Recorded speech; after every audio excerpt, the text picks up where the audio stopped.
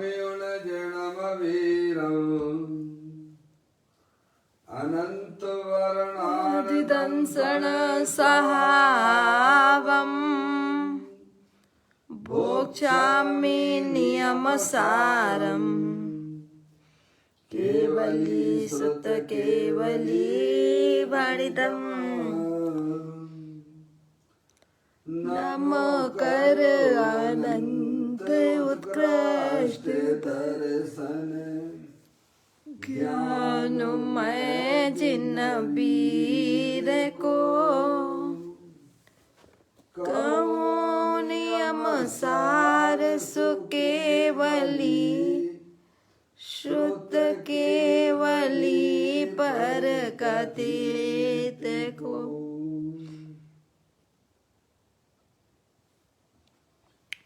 श्री नियम सार जी नामक परम अध्यात्म ग्रंथ स्वाध्याय हेतु में विराजमान है। आज से 2000 वर्ष पहले इस महान पवित्र ग्रंथ की रचना आचार्य श्री कुंद देव द्वारा इसी पवित्र भूमि पर की गई और इसके टीकाकार परम प्रबंधधारी देव मुनिराज हैं। ग्रंथ का नाम नियम सार है। नियम से करने योग्य कार्य अपनी आत्मा में सम्यक दर्शन, सम्यक ज्ञान, सम्यक चारित्र रूपी निर्मल पर्याय, पवित्र पर्याय, मोक्ष मार्ग रूपी पर्याय को प्रकट करना, क्योंकि वह पर्याय स्वयं सुख स्वरूप है और अनंत सुख का कारण भी है। अनादि काल से हमारे आपके आत्मा में पर को अपना जानने वाली, पर को अपना मानने वाली, पर के साथ संबंध रखने वाली ऐसी मोराग देश रूपी मलिन पर्याय का अपनी आत्मा में से उस पर्याय का अभाव करना,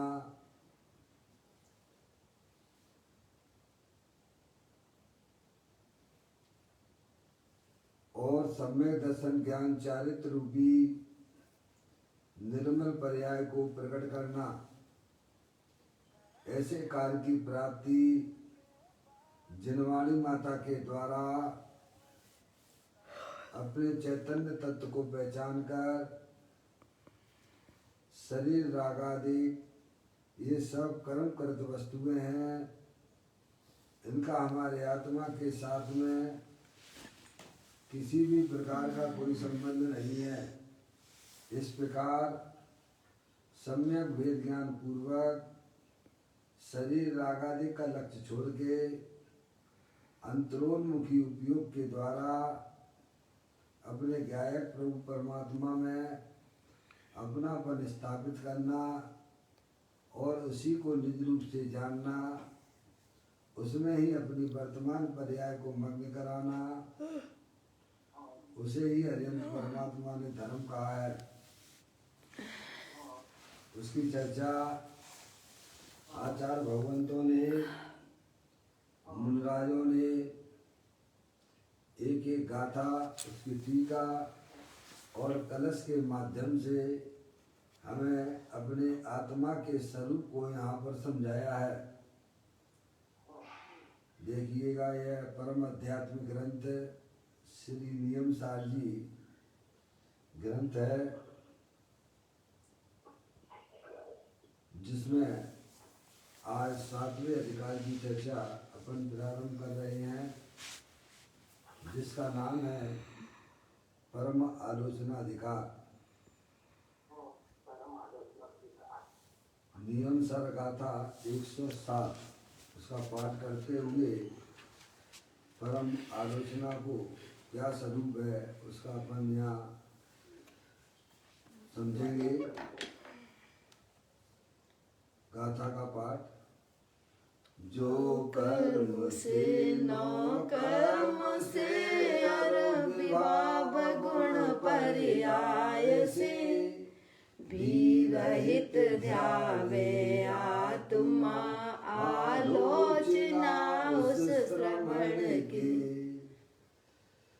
मुनिराजों की मुक्ता से यहाँ एक कथन आ रहा है कि परम आलोचना किन जीवों को होती है, जो अपने आत्मा को कर्म यानी 8 कर्म जो है ना हमारे आत्मा के साथ में अनादि से ज्ञान वर्णादि वे 8 कर्म, 9 कर्म ये शरीर आदि और विभाव गुण पर्याय जो हमारी आत्मा में मत ज्ञान आदि और मोह राग देश के परिणाम जो हमारी आत्मा में होते हैं वे सब विभाव गुण पर्याय कहलाते हैं। उनसे अपनी चैतन्य वस्तु जो तीनों काल भिन्न है, ऐसे ज्ञायक प्रभु परमात्मा का जो ध्यान करते हैं उन श्रवणों को क्या है परम आलोचना होती है। क्या आलोचना किनको होती है कि जो अपने आत्मा को ज्ञानावरण आदि 8 कर्म, शरीर आदि 9 कर्म और अंदर में होने वाले मत ज्ञान आदि मोह राग देश आदि परिणाम जो विभाव गुण पर्याय रूप से हैं, उनसे भिन्न अपने चैतन्य जो शुद्धात्मा है उसको जो जीव अपना मानते हैं, अपना जानते हैं और अपनी पर्याय को निरंतर उसी में रमण कराते हैं, उन श्रवणों को परम आलोचना होती है। उसे ही वास्तव में सच्ची आलोचना कहते हैं। ये गाथा में ये लिखा हुआ है।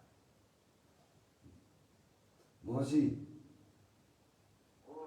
मौसी मौसी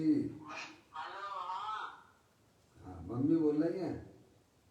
हाँ मौसी की आवाज नहीं आ रही, फोन नहीं किया उनका, लगा नहीं। तो आप बोलोगे तब तो हम समझ में आएंगे कि आप हो फोन पर। अच्छा नहीं आ रही थी मौसी जी, क्योंकि अब परम 7वां अधिकार चालू हो गया ना, परम आलोचना अधिकार। मौसी आवाज आ रही बराबर? मौसी के पास ग्रंथ पहुंच गया है। परम आलोचना किसे कहना? अभी कुछ दिन अपन को परम आलोचना में ही चलना है ना, इसीलिए पहले पक्का निर्णय कर लो कि परम आलोचना किसे कहती है। देखो गाथा का पाठ करते हैं फिर उसको अपन समझेंगे। जो कर्म से नो कर्म से विभाव गुण पर्याय से भी रहित ध्यावे आत्मा आलोचना उस श्रवण की। क्या अपू भैया, आलोचना परम आलोचना किसको होती है, किन जीवों को होती है? जो अपना जो शुद्धात्मा है, द्रव कर्म, भाव कर्म और 9 कर्म से रहित है, तीनों काल विद्यमान वस्तु है, ऐसे ज्ञायक प्रभु परमात्मा को जो अपना जानता है, अपना मानता है और उसमें ही अपनी पर्याय को मग्न कराता है, उन जीवों को परम आलोचना होती है। बराबर। आचार्य कुंदकुन देव ने आलोचना का यहाँ स्वरूप समझाया है। जिन्हें अपनी आत्मा का ज्ञान नहीं है, जिन्हें अपनी आत्मा का श्रद्धान नहीं है, चाहे वे बाहर में दिगंबर मुनि भी क्यों ना हो, उन्हें परम आलोचना नहीं होती है। किनको होती है? जो अपने आत्मा को द्रव्य कर्म, भाव कर्म, नौ कर्म से रहे निज रूप से अपने शुद्धात्मा को अपना जानते हैं, मानते हैं और निरंतर अपनी पर्याय को उसमें रमण कराते हैं, उन जीवों को परम आलोचना होती है। पापा, अब अपन को परम आलोचना रूपी पहाड़ पे यात्रा करनी है, हैं? संबित चक्र की यात्रा करते हो कि नहीं करते हो? आप जाते हो कि नहीं? हाँ नहीं जाते हो कि नहीं जाते? हमको नहीं पता हाँ का मतलब है। अरे आपने गिरनार जी की यात्रा भी की होगी ना, संबित सागर जी की यात्रा की होगी ना, बहुत सारे सिद्ध क्षेत्रों की यात्रा की होगी, है? अब अपन को जो है परम आलोचना अपनी पर्याय में प्रकट करनी है, क्योंकि आलोचना परम आलोचना जब तक हमारी पर्याय में प्रकट नहीं होती है तो वे सारी यात्राएं और सारे व्रत जीरो हो जाएंगे। एक के बिना सारा जीरो है। संसार सागर से अगर पार होना हो, वर्तमान में अपनी आत्मा में अतीन्द्रिय आनंद की प्राप्ति करना हो, तो अरिहंत परमात्मा ने जो परम आलोचना का स्वरूप बताया है, वह जीव, जो जीव लिखा ना, जो है, गाथा का पाठ करता हूँ दोबारा से। जो कर्म से नो कर्म से विभाव गुण पर्याय से भी रहित ध्यावे आत्मा आलोचना उस श्रवण की। किसको होती है भाई साहब? पप्पू भैया, अपनी जो चैतन्य वस्तु है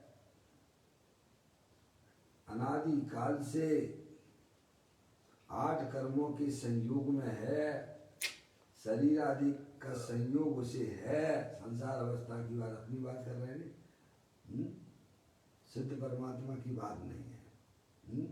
ना तो उनको 8 कर्म है, ना उनको 9 कर्म है, और ना उनको विवाह गुण पर्याय है। समझ गए आप? ये समस्त संसारी जीवों की बात है, अरिहंत परमात्मा की भी बात नहीं है। पप्पू भैया, अनादि काल से हमारे आपके आत्मा के साथ में 8 कर्मों का संयोग है, ज्ञान आवरणादि 8 कर्मों का संयोग है।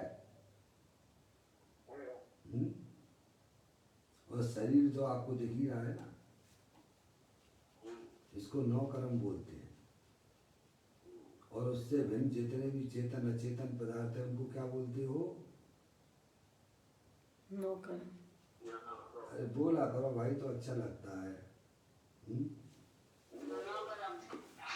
इतना तो आप मालूम पड़े ना कि 8 कर्म किसे कहते हैं, द्रव्य कर्म किसे कहते हैं, 9 कर्म किसे कहते हैं, विवाह गुण पर्याय किसे कहते हैं, स्वभाव गुण पर्याय किसे कहते हैं। आत्मा का आत्मिक आनंद लेना है तो इन चीजों की जानकारी होना चाहिए। इसके बिना मौसी कभी भी हमारे आत्मा में अतीन्द्रिय आनंद की प्राप्ति नहीं हो सकती है। आप कितनी भी भगवान की पूजा करो, भक्ति करो, सुबह से शाम तक उल्टे खड़े रहिए, क्या उससे कोई आत्मा का अतीन्द्रिय आनंद नहीं मिलेगा, बल्कि संक्लेश परिणाम करोगे। समझ में आया? आत्मा को जाने बिना जितनी भी क्रिया कांड किया जाता है, जो भी भगवान की आराधना की जाती है, ऐसा वो कोई जो है हमारे संसार सागर को पार करने वाली नहीं है। अपने भगवान आत्मा की आप पूजा करो, भक्ति करो, कौन मना करता है? लेकिन उसको जाने बिना हो सकती है क्या? ना तो आपकी प्रतिक्रमण हो सकता है और ना आपका जो है प्रत्याख्यान हो सकता है और ना आपका आलोचना हो सकती है। समझ रहे आप? आत्मा को जाने बिना किसी भी जीव की पर्याय में ना तो प्रतिक्रमण होता है, ना प्रत्याख्यान होता है, ना आलोचना होती है। या तो ये दिखा दो आलोचना में भी यही शब्दों का उपयोग किया गया है।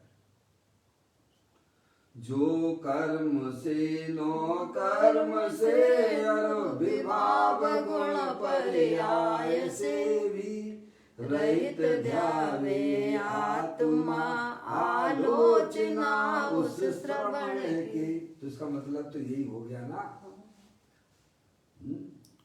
द्रव कर्म, भाव कर्म और नौ कर्म से रहित जो अपना शुद्धात्म वस्तु है, तीनों काल विद्यमान वस्तु है, उससे भिन्न अपने आत्मा को ध्याता है। किससे? द्रव कर्म, भाव कर्म, नौ कर्म से रहित जो अपनी चैतन्य वस्तु है उसको जो ध्याता है, उसकी पर्याय में उस श्रवण को आलोचना होती है। अब तो सीधी सी बात है, जो अपनी आत्मा को नहीं जानते हैं, अपने आप को आत्मा रूप से अनुभव नहीं करते हैं, उन जीवों को ना तो प्रतिक्रमण होता है और ना आलोचना होती है और ना प्रत्याख्यान होती है। मौसी कुछ भी नहीं होता है, बताइए आप। देखो, हाँ, शुद्धात्म वस्तु है, तीनों काल विद्यमान वस्तु है, अनादि अनंत है, शाश्वत है। और 8 कर्म भी हैं संयोग में, कहाँ दिक्कत है? उनकी भी अस्थि है।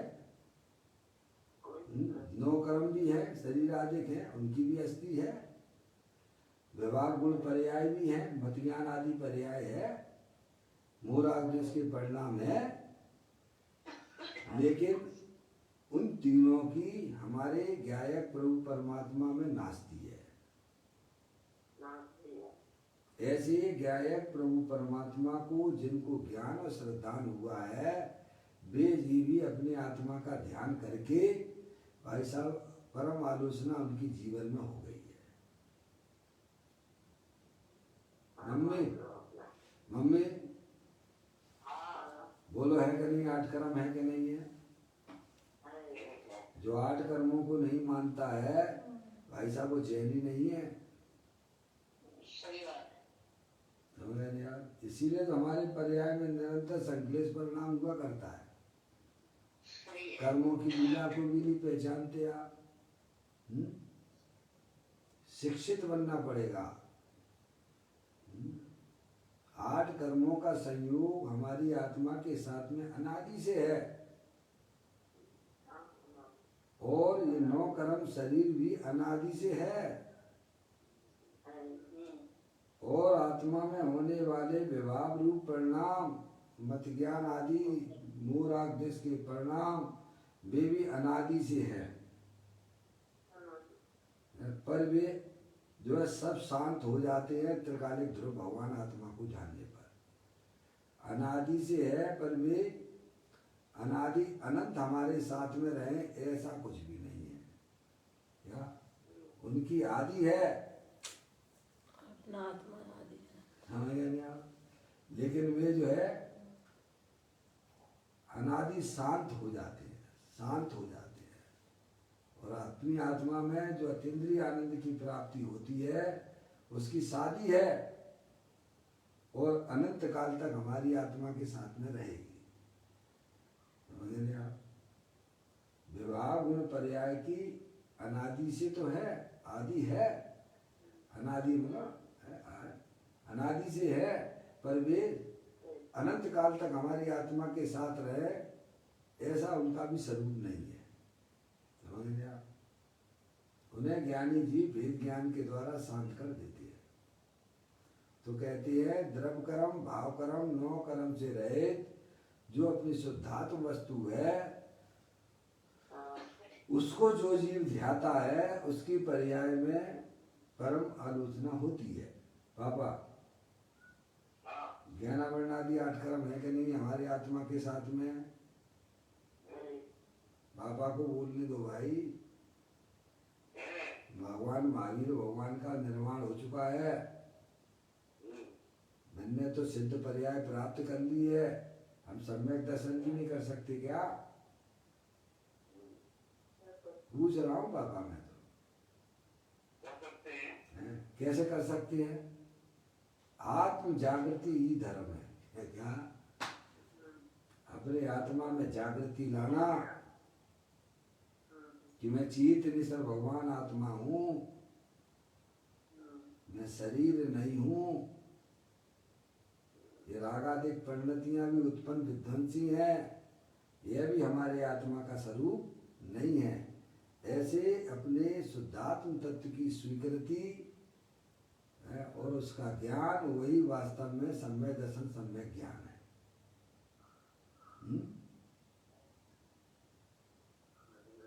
द्रव कर्म भाव कर्म 9 कर्म है, पर उनके मेरे ज्ञायक प्रभु परमात्मा में नास्ती है। तो कहते हैं जो कर्म से 9 कर्म से विभाव गुण पर्याय से, 3 की बात आ गई ना मौसी? कर्म से 9 कर्म से और विभाव गुण पर्याय से भी रहित ध्यावे आत्मा, यानी शुद्धात्मा, उस जीव को उसकी पर्याय में परम आलोचना होती है। ये लिखा है इस गाथा के अंदर। अब जो आत्मा आत्मा की बातों से एलर्जी करते हैं, सुनना पसंद नहीं करते हैं, उन्हें सोचना चाहिए कि वे अपने जीवन में कितना अहित रूप परिणाम करते हैं। क्या मौसी? जो आत्मा की बातों से एलर्जी करते हैं, उन जीवों को समझना चाहिए, जब तक तुम आत्मा की तुम्हें जानकारी नहीं है, तब तक तुम्हारे जीवन में चाहे कितनी भी माला जप लो, क्या भाई साहब, और चाहे शीर्षासन लगा लो, चाहे पूरे कपड़े उतार के घर गृहस्थी छोड़ के जंगल में चले जाओ, क्या भाई साहब, आपको ना तो भाई साहब प्रतिक्रमण होगा, ना प्रत्याख्यान होगा, और ना ही आलोचना हो सकती है। समझ में आया? यहाँ तो आचार्य कुंदकुंद देव इस गाथा में यह कह रहे हैं कि जो द्रव कर्म से 9 कर्म से और विभाव गुण पर्याय से रहे, जो अपनी चैतन्य वस्तु है उसके ज्ञान श्रद्धान करके उसमें अपनी पर्याय को मग्न कराना, उसे ही अनंत परमात्मा ने आलोचना कही है। बराबर है बाबा? आत्म जागृति ही धर्म है। अपनी वर्तमान ज्ञान की पर्याय में शुद्धात्मा का वास हो, शुद्धात्मा का ज्ञान हो, वही वास्तव में आत्म जागृति है।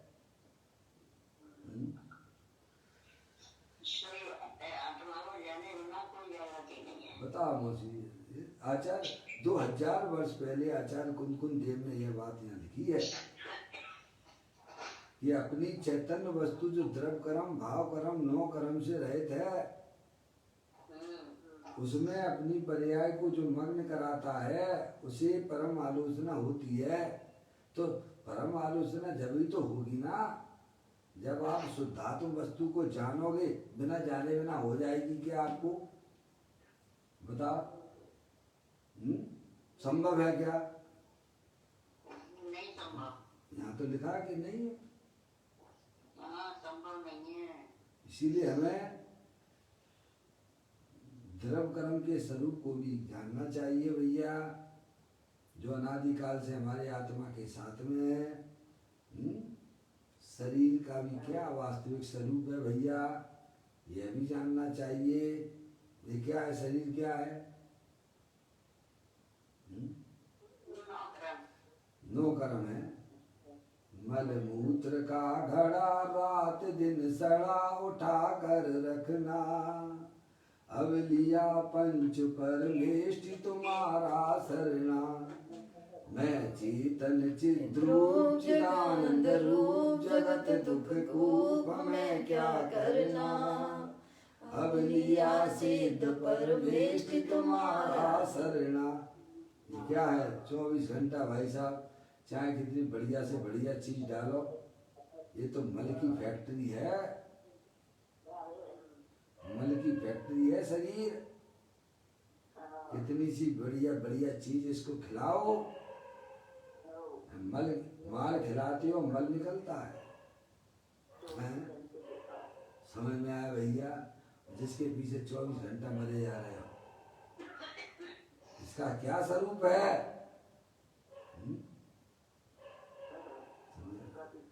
और हमारे आत्मा में जो भी विभाव रूप गुण पर्याय हो रही हैं, ये बोरा देश के परिणाम मत शुद्ध ज्ञान आदि, ये हमारे आत्मा का स्वरूप नहीं है। इनसे भिन्न भगवान चेतनेश्वर अखंड ज्ञान ज्योति वह मैं हूँ।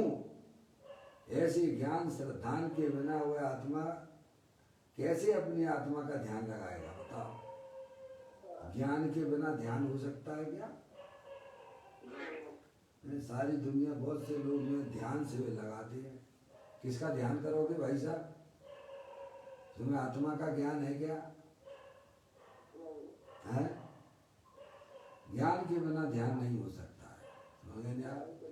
क्योंकि वह चैतन्य वस्तु जो है तीनों काल, द्रव कर्म, नो कर्म और भाव कर्म से भी रहित। देखो लिखा ना, से भी रहित। जो कर्म से नो कर्म से विभाव गुण पर्याय से भी रहित ध्यावे आत्मा आलोचना उस श्रमण की। है भाई साहब, आत्मा को जाने बिना ना तो कोई श्रावक होता है ना कोई मुनि होता है। समझ लिया? जिसे अपनी आत्मा में अतीन्द्रिय आनंद की प्राप्ति करना हो, उसे अपनी आत्मा के स्वरूप को पहचानना चाहिए और पहचान कर अपनी पर्याय को भाई साहब उसमें मग्न कराना। उसे ही अरिहंत परमात्मा ने परम आलोचना कही है। अब तो जब आत्मा को पहचानने की बात आ गई तो उसमें पर पदार्थ जो हैं, कौन से पर पदार्थ? ज्ञानावरण आदि 8 कर्म द्रव कर्म और 9 कर्म शरीर और विभाव गुण पर्याय योग भाव कर्म। समझ नहीं आप? आपको अपने घर का ज्ञान करना है तो पड़ोसी के घर का ज्ञान हो जाएगा कि नहीं हो जाएगा? मोहल्ले का ज्ञान होगा कि नहीं होगा? पूरे हिंदुस्तान का, पूरे वर्ल्ड का ज्ञान हो जाएगा? होगा कि नहीं होगा? है? सबका हो जाता है। कैसे हो जाता है? कि ये मेरा घर है, बाकी की सब पर है। कैसा ज्ञान हो गया? बोलो, हो गया कि नहीं हो गया? तुम विश्व के ज्ञाता भी हो गए। कितना शुद्ध ज्ञान, कितना गजब का काम करता है। जिसने शुद्धात्मा को जान लिया भाई साहब, वह सर्वज्ञ से कोई कम नहीं है। वो शुद्ध ज्ञान में ऐसी ताकत है, मुझे है कि नहीं है? बोलो। सही बात है। ये अपना जान लिया, अरे ये घर मेरा है, बाकी के सब हो गया। सुपर प्रकाशक का ज्ञान एक साथ हो जाता है। कहाँ उसमें दिक्कत आती है भाई साहब?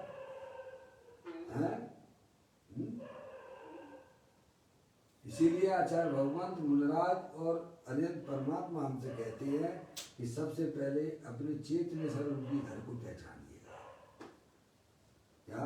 फिर आपको द्रव कर्म, भाव कर्म, 9 कर्म का भी ज्ञान उसके साथ में हो ही गया है।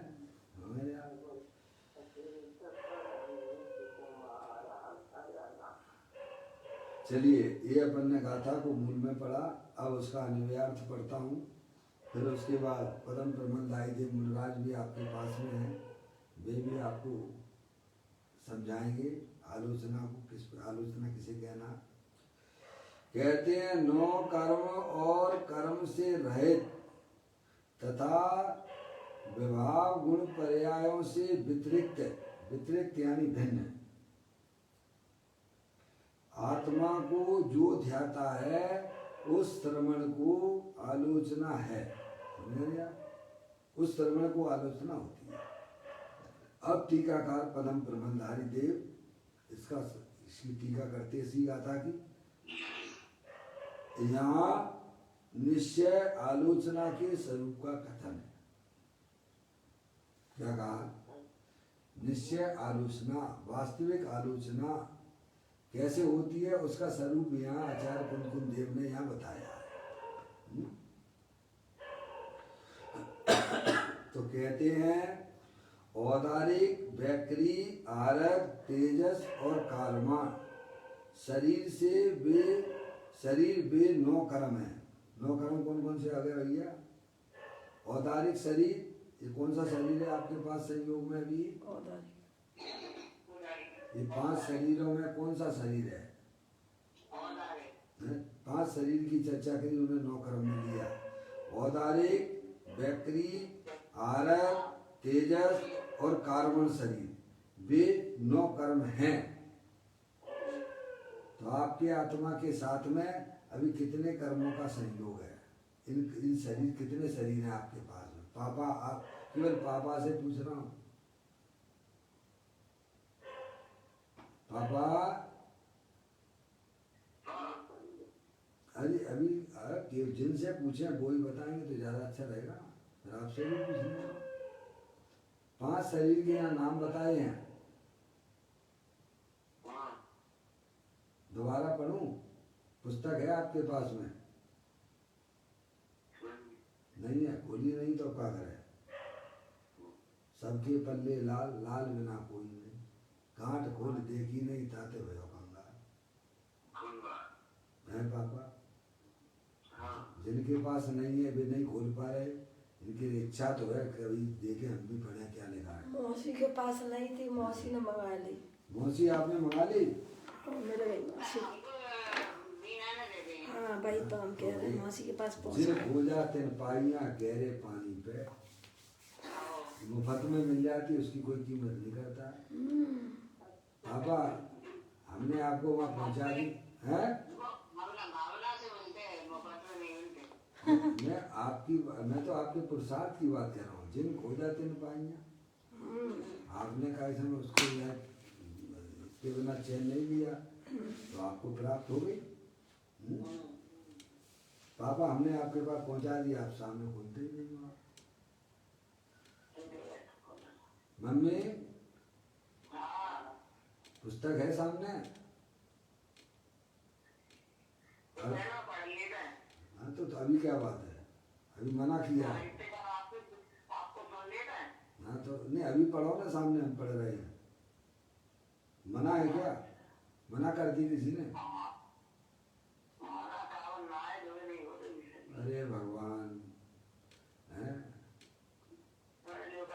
ये क्रिया कांड में ऐसा अटक गया है कि वहां से बाहर निकलने मुश्किल पड़ गया है। संबित सगर जी की यात्रा कितने बजे चढ़ती हो आप? अरे संबित सगर जी की यात्रा कितने बजे जाते हो ऊपर चढ़ने? अरे नहाए धो के चढ़ते हो कि जो शराबी कबाबी चल रहे नीचे, जीवों की हिंसा हो रही है, बाबू का हो रात में चढ़ते हो आप लोग? कितने बजे चढ़ते हो बोलो? है 1 बजे का है कि भगवान को जीवों की हिंसा का पाप नहीं लगेगा आपको?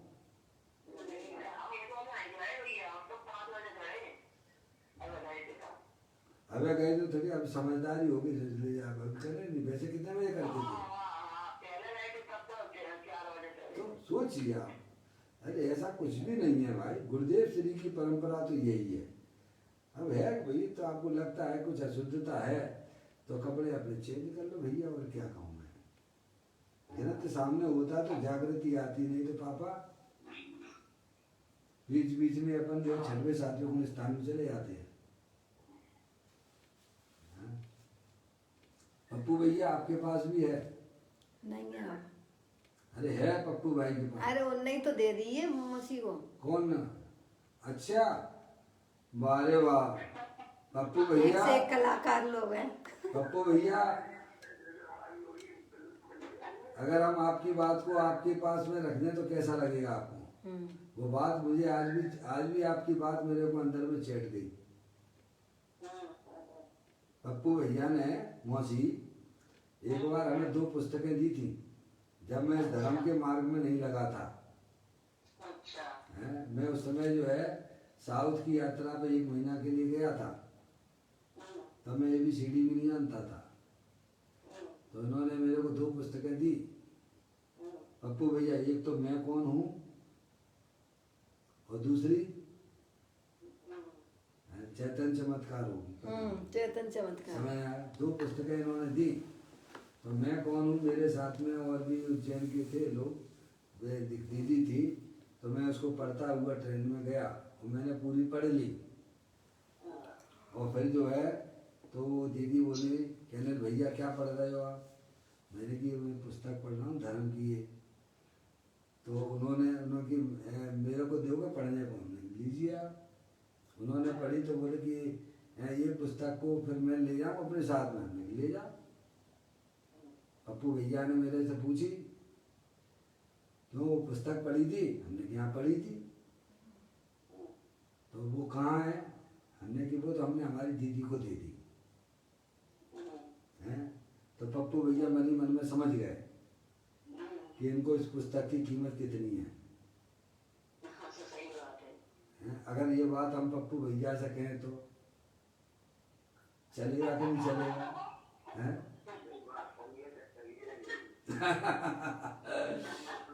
भाई समय का तो इंतजार करना पड़ेगा ना पप्पू भैया। हैं? अरे भाई यही अपनी धरोहर है।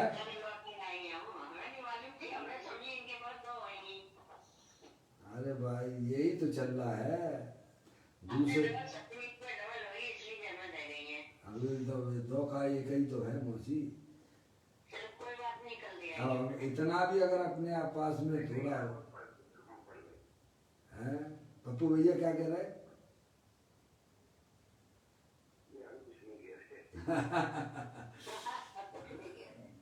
पुस्तक सामने होना चाहिए। हमारे गुरुदेव श्री की तो यही बहुत अच्छा लगता है पुस्तक सामने होती है तो बड़ी जागृति आती है। नहीं तो प्रमाद में चला जाता है व्यक्ति। अनादिकाल से शरीर का संयोग में रुचि पड़ी हुई है। अंदर में कसाय है, उसके अनुसार कार्य करने की प्रवृत्ति अनादिकाल से हमारी चली आ रही है। देखो पापा, मैंने इसीलिए याद किया आपको। दोबारा से पढ़ता हूँ पापा टीका। औदारिक, वैक्रिक, आहारक, तेजस और कारमान शरीर वे 9 कर्म है। 5 प्रकार के शरीर। ठीक है पापा? हाँ, नाम याद हो गए पापा?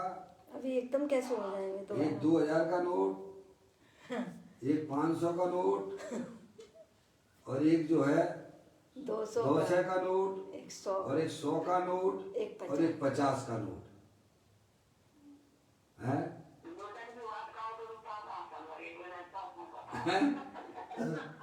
वो तो पापा से बहुत पूछ ले, 1 अन्नी 2 कन्नी चलती थी, लोग बता रहे हैं।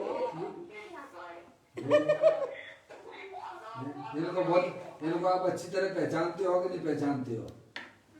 पापा भाई जो बता रहे 1 अन्नी 2 कन्नी चवन्नी चलती थी, वो बता रहे हैं। देखो तो हम हैं। अब कोई बात नहीं है। यही है, बारंबार अभ्यास करने से ज्ञान में जागृति आती है। अनादिकाल से हमने अपने आत्मा को नहीं जाना। ज्ञानी कहते हैं औदारिक शरीर, वैक्रिक शरीर, आरक शरीर, तेजस्वी शरीर और कारमान शरीर, वे 9 कर्म है। आपके पास में कितने शरीरों का संयोग है भाई साहब इनमें से? 3। मौसी मौसी तो बता देंगी। मौसी से कब पूछ रहा है? 3 शरीरों का संयोग। कौन कौन से? औदारिक, तेजस, कारमान। पढ़े लिखे से पूछ रहे तुम, सब बता रहे। बहुत ही सुंदर बात है भाई। ये जो शरीर दिख रहा है ना पापा, ये सब औदारिक शरीर है क्या? ठीक है। और इस शरीर में जो चमक दिख रही है ना, वो कोई तेल से नहीं आती है। अंदर में एक तेजस्वी शरीर है और कारमान शरीर कर्मों की रचना। 8 कर्म। 2 शरीरों का संयोग तो इस जीव को अनादि से है। कौन से 2 शरीर का पापा? हैं?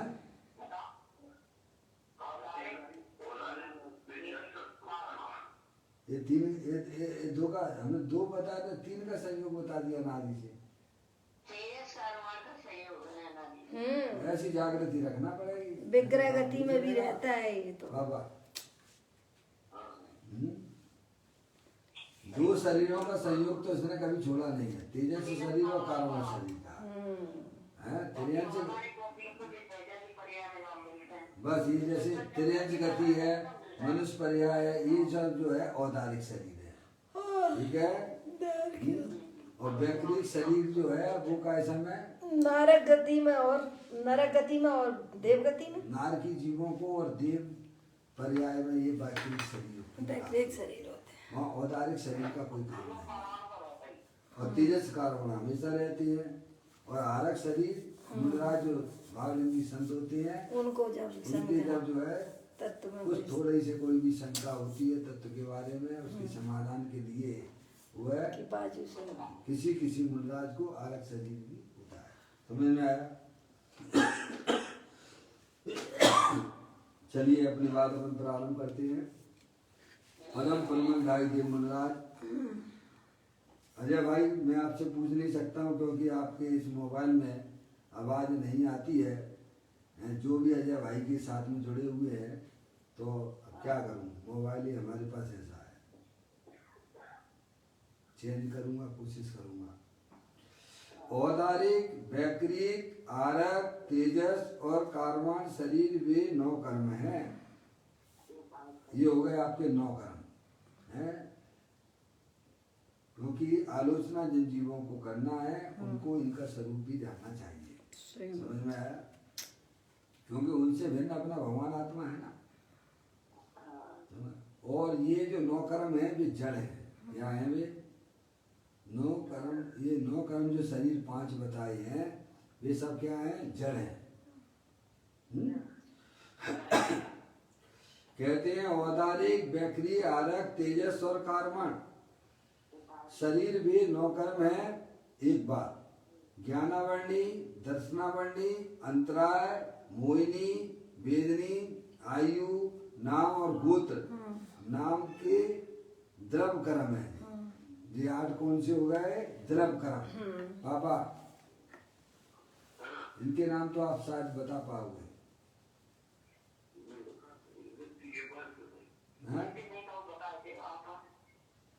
आगे पीछे भी चलेगा पापा, आपके लिए छूट है। 4 घातिया कर्म और 4 अघातिया कर्म हैं। अरिहंत भगवान ने कितने कर्मों का नाश किया? 4 का किया है।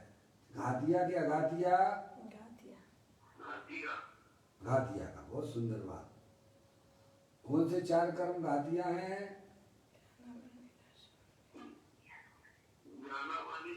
आप मम्मी कितनी भी धीमे बोलो, हमारा कैमरा बराबर काम कर रहा है। भले हम सर्वज्ञ हैं लेकिन अल्प ज्ञानी तो ही हैं। पापा आपको सहयोगी बहुत बढ़िया मिला है। तो पापा नहीं सहयोग का लाभ नहीं ले रहे हैं। दुनिया लाभ लेती है उनसे। अब ऐसे ही होता है। घर की क्या बोलते हैं पापा? पप्पू भैया, घर की ये तो आपको बहुत अच्छी याद है, इसीलिए आप जो है दाल बराबर देखते हो। सही बात है पापा, आपके साथ में ही नहीं है, सबके साथ में ही होता है। घर की मुर्गी दाल बराबर, समझो उसकी कोई कीमत नहीं करता है। ज्ञानी जीवों का समागम होना, मिलना बहुत दुर्लभ है इस संसार में। अरे संसार में डूबने वाले तो अनंत जीव हैं, निकालने वाले तो भाई साहब एका दुक्का हुआ करते हैं। हमारा तो सौभाग्य ही समझना चाहिए। देखो बड़ी सुंदर बात है, आपकी चर्चा संग्रह में ये बात आई है मौसी, चर्चा संग्रह के अंदर की बात आई है कि अगर मिथ्या दृष्टि जीव भी है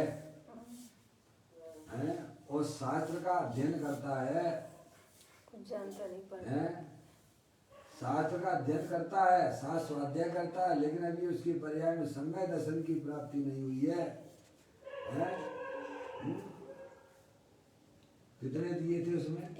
1000 मिथ्या दृष्टि ये शास्त्र स्वाध्याय करने वाला मिथ्या दृष्टि जीव और 1000 अतिशयकारी मनुष्य जिनका ग्रीन बुक में जिनका नाम लिखा हुआ है, उसकी महिमा अधिक है। उससे ज्यादा महिमा शास्त्र पढ़ने वाले मिथ्या दृष्टि जीव की है। अतिशयकारी समझे ग्रीन बुक में मोसी, गिनीज बुक में जिनका नाम लिखा रहता है, किनका लिखते हैं? बहुत बड़े महान व्यक्ति हुआ करते हैं। ऐसे 1000 अतिशयकारी व्यक्ति आपको का समय उनके दर्शन हो जाए, उससे अधिक शास्त्र स्वाध्याय करने वाला मिथ्या दृष्टि की महिमा है। समझ में आया, जो कि आपको सहज उपलब्ध है। समझ गया? उनकी संगति तो करेंगी ना, ना उनकी बात सुनेंगे। अब कोई प्रसिद्ध व्यक्ति आ जाए तो बाकी पीछे फरे कोई जैसे प्रधानमंत्री वगैरह तो कह रहे ये तो सामान्य बात हो गई है। ऐसे व्यक्ति है भाई साहब समझ, जिसके दर्शन करना मुश्किल होता है, उससे भी अधिक शास्त्र पढ़ने वाला जीव, दिगंबर शास्त्र पढ़ने वाला जीव अपनी आत्मा को जान रहा है, लेकिन अभी समय दर्शन की प्राप्ति नहीं है, उसका योग मिलना भी बहुत बड़ा दुर्लभ है। फिर कहते हैं 1000 शास्त्र पढ़ने वाले मिथ्या दृष्टि जीव और एक सम्यक दृष्टि जीव का मिलना बहुत दुर्लभ है। उससे ज्यादा ऐसे आप समझ लेना चाहिए। एक सम्यक दृष्टि की महिमा है। मुझे इन जीवों का संयोग मिलना, जो तत्व को पहचान गए हैं, अपनी आत्मा की पर्याय में उन्होंने तत्व को प्राप्त कर लिया है, हमें उसकी कीमत नहीं आती है भाई। ऐसे बहुत दिया गया है अंदर, उसको अपना विषय नहीं है, नहीं बताने के लिए बता दूंगा, लेकिन ये बात आपको समझना चाहिए। एक तीर्थंकर के वो सब हमको पता है, सब पता है, सब देखना है, लेकिन अपना विषय नहीं है। अपना विषय तो ये है कि अपन को शास्त्र स्वाध्याय करने वाले जीव या उनका बहुमान करना चाहिए। दुर्लभता समझ गए आप? वे ही हमको इस रास्ते से निकाल सकते हैं। समझ आप? अपन को तो ये बात समझने की है। तो बात अपनी ये चल रही थी पापा, 8 कर्मों का संयोग हमारी आत्मा के साथ में कब से है? 8 कर्म के नाम बताओ। 4 घातियां और 4 अघाती हैं। ज्ञानावर्णी, दर्शनावर्णी, अंतरा और मोहिनी, ये 4 घातिया कर्म है। आयु, नाम, गोत्र और वेदनी, ये अघाती कर्म है। तो अरिहंत परमात्मा ने अपने संयोग में से भाई साहब 4 घातिया कर्मों का नाश कर दिया है, और सिद्ध परमात्मा ने 8 कर्मों का कर दिया। थोड़ा पापा सब हट जाओ वहां से, संयोगों से हट जाने का मतलब ये है कि उनकी रुचि छोड़ दो अंदर में। समझ में गया? है क्या मम्मी? स्वाध्याय परम तप है पप्पू भैया। स्वाध्याय जैसे भोजन के बिना, ऑक्सीजन के बिना अपन को कैसी तकलीफ होती है, स्वाध्याय ना मिले, ऑक्सीजन ना मिले है भाई साहब, ऐसे ज्ञानी जीव स्वाध्याय में रत रहने वाले जीवों को वह उनका दिन, ये उनका जो है आहार है, एक प्रकार का ऑक्सीजन का काम करती है। कहते हैं ज्ञानावर्णी, दर्शनावर्णी, अंतराय, मोहिनी, वेदनी, आयु, नाम और गोत्र, नाम के द्रव कर्म हो गए। ये हो गया, पहले उन्होंने 9 कर्म बताया, फिर द्रव कर्म बताया। इन 8 कर्मों का संयोग हमारे आत्मा के साथ में कब से है? अनादि से है। फिर कहते हैं कर्मोपाधि निरपेक्ष, यानी शुद्ध निश्चय द्रव्यार्थिक नए कर्म उपाधि की अपेक्षा रहे सत्ता कोई ग्रहण करता है। ये टिप्पणी में दिया है नीचे। फिर कहते कर्म उपाधि निरपेक्ष सत्ता ग्राहक शुद्ध निश्चय द्रव्यार्थिक नए की अपेक्षा से परमात्मा इन 9 कर्मों और द्रव कर्मों से रहित है। क्या ये सब कौन सी है? कर्म उपाधि है। ज्ञान वर्णादि 8 कर्म क्या है? कर्म उपाधि है। शरीर आदि 5 प्रकार के भी क्या है? कर्म कर्म उपाधि है। इनका मालिक कौन है? कर्म। ये शरीर का मालिक कौन है? कर्म। और हम बाकी मालिक बने बैठे हैं। बेईमानी कर रहे हैं। और क्या इनके मालिक बने बैठे हो? जो अपनी चीज जय के मालिक बने बैठे हो। तुम चीते नहीं सर हो, जानने देखने वाले हो। समझ में आई? अज्ञानी जीव को ना तो अपनी खबर है ना पर की खबर है, वो तो अंधाधुंध चल रही बाकी बस ऐसे ही चल रही है। पशुवत हो गया, पशुवत ही चल रही है। इसीलिए कहा गया कछु शुद्ध बुद्ध ना ही रही है नित्या। सुनो भाई, इसीलिए संज्ञा दी गई पशु की।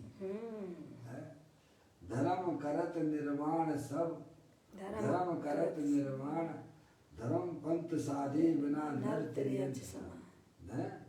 धर्म पंथ साधे बिना नर त्रियंच समान। धर्म करत निर्माण, धर्म कर संसार सुख, धर्म कर समझ रहे आप? धर्म पंथ साधे बिना नर त्रियंच समान। समझ रहे आप? पशु का जीवन हो गया। जब पशु है ना, भूसे को और दाने को मिला के खाता है ना, दोनों में भेद नहीं कर पाता है ना, ऐसे ही अज्ञानी जीव शरीर और आत्मा को भेद ना करते हुए शरीर है सो आत्मा है ऐसा सेवन करते हैं। समझ में आया? वे पशुवत है वे। देखिएगा, कहते हैं कर्म उपाधि निरपेक्ष सत्ता ग्राहक शुद्ध द्रव्यार्थिक नय की अपेक्षा से परमात्मा यानी अपना भगवान आत्मा इन 9 कर्मों और द्रव कर्मों से रहित है। अपेक्षा समझ लेना, स्वभाव की अपेक्षा से है। कर्म और 9 कर्म से रहित, कर्म और 9 कर्म से रहित है। एक बात तो ये आई। अब तीसरी बात, मत ज्ञान आदि से, मत ज्ञान आदि वे विभाव गुण हैं। क्या है? मत ज्ञान आदि में विभाव गुण है। और नर नारक आदि व्यंजन पर्यायी विभाव पर्याय है। कौन सी नर नारक आदि व्यंजन पर्यायी विभाव पर्याय है? जो अपने आत्मा का है, जो शरीर आकार जो प्रदेश है, क्या है समय उनकी बात है। इनकी बात है मनुष्य आकार, मनुष्य आकार, नार की आकार। ऐसे अपनी आत्मा के प्रदेश जो है शरीर के अंदर है, उनको विभाव व्यंजन पर्याय कही गई है। और विभाव गुण पर्याय जो मत ज्ञान आदि जो पर्याय है, गुणों की पर्यायों को विभाव गुण कहा। और शरीर आकार जो आत्मा की प्रदेश है, उनको विभाव व्यंजन पर्याय कहा गया। मौसी बहुत बढ़िया धर्म है, इतना सुंदर धर्म है भाई साहब, आपको मिलेगा नहीं जो आपको मुफ्त में मिल रहा है। एक बात का डेफिनेशन सही थी। थोड़ा सा भाव ग्रहण करते जाइए, आपको आनंद ही आनंद मिलने वाला है। कहते हैं मत ज्ञान आदि वे विभाव गुण है और नर नारक आदि व्यंजन पर्याय ही विभाव पर्याय है। पदम प्रबंधाई देव मुनिराज कह रहे हैं। आचार्य कुंकुन देव ने तो भाई साहब द्रव कर्म भाव कर्म 9 कर्म से रहित शुद्धात्म वस्तु को बताया। उसी को विशेष रूप से बोलते हैं टीकाकार पदम प्रबंधाई देव मुनिराज। गुण सहभावी होते हैं और पर्याय क्रम भावी होती है। क्या है? सही बात है। गुण जो है सहभावी हमेशा आपके साथ में रहते हैं, आत्मा के साथ, वस्तु के साथ में। और पर्याय भी है क्रम भावी होती है, क्रम से हर क्रम में परिणमन करती रहती है। परमात्मा इन सबसे विभाग गुण पर्याय, इन सबसे यानी विभाग गुणों तथा विभाग पर्यायों से व्यतिरिक्त है। व्यतिरिक्त यानी भिन्न है। अपनी चैतन्य वस्तु कारण परमात्मा है। व्यतिरिक्त कहो, रहित कहो, भिन्न कहो, एक ही बात है। उपरोक्त 9 कर्मों और द्रव्य कर्मों से रहित तथा उपरोक्त समस्त विभाग गुण पर्यायों से व्यतिरिक्त तथा स्वभाव गुण पर्याय से संयुक्त। हाँ, समझ आप? त्रिकाल निरावरण निरंजन परमात्मा को त्रिगुप्ती गुप्त 3 गुप्ती द्वारा गुप्त ऐसी परम समाधि द्वारा जो परम श्रवण सदा अनुष्ठान समय में वचन रचना के प्रपंच से विस्तार से परान मुख वर्तता हुआ ध्याता है, उस भाव श्रवण को सतत निश्चय आलोचना होती है। अब एक साथ पढ़ लिया, आपको समझ में नहीं आया हुआ, दोबारा पढ़ता हूँ उसको, देखिएगा। उपरोक्त यानी ऊपर दिया गया, बताया गया 9 कर्म यानी शरीर आदि 5 प्रकार के, द्रव्य कर्म यानी 8 कर्म से रहित तथा उपरोक्त समस्त विभाग गुण पर्यायों से व्यतिरिक्त, जैसे ऊपर जो बताया था विभाग गुण पर्याय है, व्यंजन पर्याय, विभाग व्यंजन पर्याय और विभाग गुण पर्याय, मत ज्ञान आदि जो ऊपर बताई गई है। व्यतिरिक्त यानी भिन्न तथा स्वभाव गुण पर्यायों से संयुक्त है। अब ये बात पढ़ते ही आपको वहाँ पहुँच जाना चाहिए। पंडित टोडरमल जी साहब ने जो शुद्धता की बात की है, 2 प्रकार की शुद्धता होती है मौसी। द्रव्य की शुद्धता मैं बहुत कई बार बता चुका हूँ। पंडित टोडरमल जी साहब ने निश्चय भाषी के प्रकरण में 2 प्रकार की शुद्धताएं बताई हैं। मौसी कौन कौन सी हैं? एक द्रव्य अपेक्षा शुद्धपना और एक पर्याय अपेक्षा शुद्धपना। तो द्रव्य अपेक्षा शुद्धपना क्या है? परद्रव्य से भिन्न और अपने भावों से अभिन्न। यह द्रव्य की शुद्धता है, तीनों काल वो ही यहाँ पर बता रहे हैं। परद्रव्य में क्या ले लेना, सब आ जाएंगे। इसकी भाषा में बोलना पड़ेगा आपको। मैंने पंडित टोडरमल जी साहब को याद किया है। यहाँ जो है उसी भाषा को यहाँ बताया जा रहा है कि द्रव्य कर्म, भाव कर्म, 9 कर्म से रहित और अपने ज्ञान आदि अनंत गुणों से सहित अपना भगवान आत्मा तीनों काल विद्यमान है। वो यहाँ भाषा दी गई है पदम प्रमलदायी देवराज। हाँ देखो आप, मैं इसीलिए तो कह रहा पुस्तक आप सामने रखोगे तो आपको ज्ञान होगा, नहीं तो भाई मैं कैसे भाई रिपट के चले जाओ, कुछ नहीं समझ में आएगा। क्या समय देखो आप लिखा हुआ है यहाँ पर, पंडित टोडरमल जी साहब ने कहा है शुद्धता 2 प्रकार की होती, तुम्हें शुद्धता का पता ही नहीं है। तुम तो मैं तो शुद्ध हूँ, मैं तो शुद्ध हूँ, शुद्ध शुद्ध कहता रहता है। लेकिन उसका मतलब क्या तुम बताओ? तो कहते परद्रव्य 2 प्रकार, द्रव्य अपेक्षा शुद्धपना और पर्याय अपेक्षा शुद्धपना। तो द्रव्य अपेक्षा शुद्धपना क्या है? परद्रव्य से भिन्न और अपने भावों से अभिन्न। ये द्रव्य की शुद्धता है, तीनों काल विद्यमान वस्तु है। वही देखिए अब यहाँ पदम प्रमलदायी देवराज कहते हैं। देखिएगा आप, मैं आपको पढ़ रहा हूँ, देखा पुस्तक वो भी तो अच्छा रहता है। देखिएगा उपरोक्त 9 कर्मों और द्रव्य कर्मों से रहित, ठीक है। 9 कर्म में आपके आ गए, 5 शरीर आ गए थे, बताए थे। द्रव्य कर्मों में 8 कर्म आ गए, उनसे रहित अपना चैतन्य भगवान आत्मा है। एक बात तो ये। फिर कहा उपरोक्त यानी ऊपर बताया गया समस्त विभाग गुण पर्यायों से। विभाग गुण पर्याय में समस्त में क्या लिया था?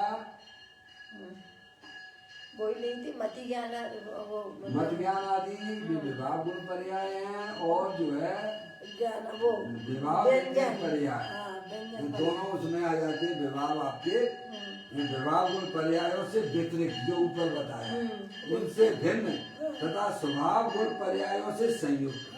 क्या से? स्वभाव गुण पर्यायों से संयुक्त। स्वभाव गुण पर्याय से संयुक्त, पर से भिन्न और अपने भावों से अभिन्न, यह द्रव्य की शुद्धता है। उसकी बात यहाँ आ गई। पर्याय की शुद्धता में औपाधिक भावों से रहे। द्रव्य की शुद्धता क्या है? पर से पर द्रव्य से भिन्न है अपना भगवान आत्मा और अपने भावों से अभिन्न है। तो अपने भावों में क्या लेना मौसी? अनंत गुण। हाँ, ये ले लेना जो दिया इन्होंने। स्वभाव गुण पर्यायों से संयुक्त है। स्वभाव गुण पर्याय से संयुक्त अपना चैतन्य द्रव्य, ये है अपना द्रव्य चैतन्य वस्तु है। विभाव गुण पर्यायों से संयुक्त त्रिकाल, आगे लिया क्या उन्होंने? त्रिकाल आ गया ना। ये हमारे अंदर बड़ा प्रश्न चलता था जब मैं आश्रम में रहता था मौसी। क्या ये बात मेरी समझ में बिल्कुल भी नहीं आ पाती थी, क्योंकि इतने ज्ञान में क्लियर नहीं था। पूछता था तो समाधान भी व्यवस्थित नहीं मिलता था, क्योंकि उस समय पर्याय से रहित भगवान आत्मा। तो यहाँ तो लिखा है परद्रव्य से भिन्न अपने भावों से अभिन्न। तो फिर अपने भावों में ये पर्याय लेना कि नहीं लेना, ये भाव लेना कि नहीं लेना? कौन से भाव? मूल उद्देश्य नहीं है, त्रिकाल भिन्न। समझ लेना। अपने भावों में अपने गुण पर्याय ले लेना, समझ गया? अपनी पूरी वस्तु अपनी आ गई, ये समझ लो आप। वस्तु को पकड़ा जो वस्तु में है, बस वो आ गई। क्या है? समझ लेना। वो अपने भावों से संयुक्त है। और कैसा है? त्रिकाल है। त्रिकाल निरावरण निरंजन परमात्मा को त्रिगुप्ती यानी तीन गुप्ती द्वारा गुप्त ऐसी परम समाधि द्वारा जो परम श्रवण सदा अनुष्ठान समय में वचन रचना के प्रपंच से विस्तार से परान्मुख है। समझ रहे आप? कितना का ऐसे में अपन को काम करना है भाई साहब, थोड़ा विचार कीजिए। निरंतर लगे रहते हैं मोबाइल पे, हैं? सब वचन रचनाओं से दहित होने की बात भी की गई है। सदा श्रवण सदा अनुष्ठान समय यानी अपने ज्ञायक प्रभु परमात्मा में जिन्होंने अपनी परिणति को स्थापित किया है, वे वचन रचना के प्रपंच से विस्तार से परान्मुख वर्तता हुआ ध्याता है। ये है ज्ञानी जीव की पहचान। समझ परद्रव्य प्रभाव और पर्याय से भी विमुख होता हुआ ज्ञान अपने चैतन्य स्वरूपी भगवान आत्मा में स्थिर होता है। उन्हीं श्रवण को भाव श्रवण को सतत निश्चय आलोचना होती है। इस प्रकार यहाँ पर ये अपन ने आचार्य कुंकुन देव को और परम प्रमलधारी देव मुनराज को, दो मुनराजों की यहाँ चर्चा अपन ने प्रारंभ की है। परम आलोचना में 107वें नंबर की गाथा उसकी टीका कल पूज्य गुरुदेव श्री इसी का बहुत सुंदर तरीके से इसका खुलासा करेंगे, स्पष्टीकरण करेंगे, उसको अपन जो है समझेंगे और अंदर में परिणमन करने का भी हमारा आपका सबका प्रयास हो। इस प्रकार से समय के अनुसार पूरा करता हूँ। निज निधि निज में बताई ये अनंत अनंत उपकार है, उसके लिए जिन वाणी माँ को वंदना सतबार है, वंदना सतबार है। नौवां नमोकार मंत्र।